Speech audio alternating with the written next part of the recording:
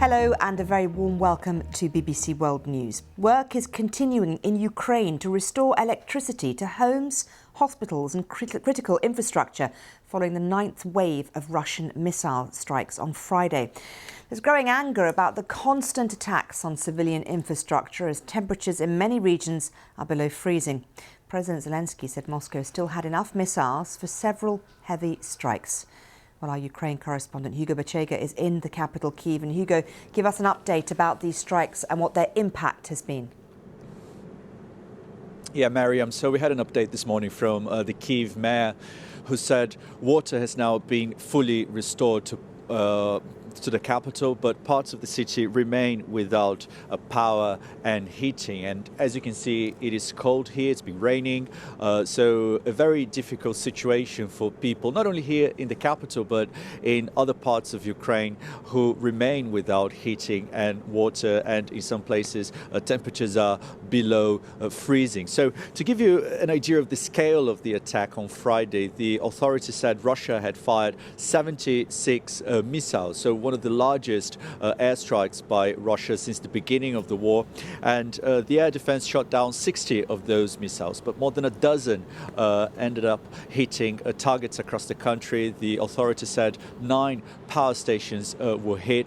Yesterday during the day we saw blackouts across the country, and now emergency workers are still working to restore services across the country. And we've been talking to people here in Kyiv, and they say they are angry with these attacks because they believe that the civilians have become the main target here, and the authorities have been accusing Russia of weaponizing winter with these attacks by targeting civilian infrastructure as temperatures plummet. And I think what President Zelensky said last night was that Russia still had enough missiles to carry out more of these heavy strikes, so perhaps telling Ukrainians to expect more of these kinds of attacks. But he also said that Ukrainians are going to resist. And Hugo, I can see from the fact that it's completely white behind you, where normally one would have a view of the city, that the weather is freezing, it's snowing, it's raining. How difficult is everyday life being made for people living in Ukraine right now? It is very difficult, and yesterday people were telling us, and I think this is the view from people all across the country.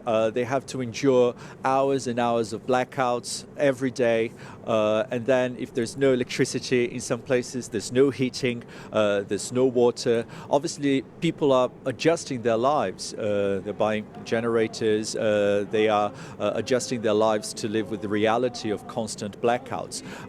But again, I think people are incredibly frustrated with these attacks, the disruption that these attacks have been causing to their lives. And the authorities are saying that these attacks are unlikely to stop. They say that this is how Russia is responding to military setbacks on the battlefield, by attacking civilian sites and civilian infrastructure in places across the country away from the front lines. Hugo, thank you.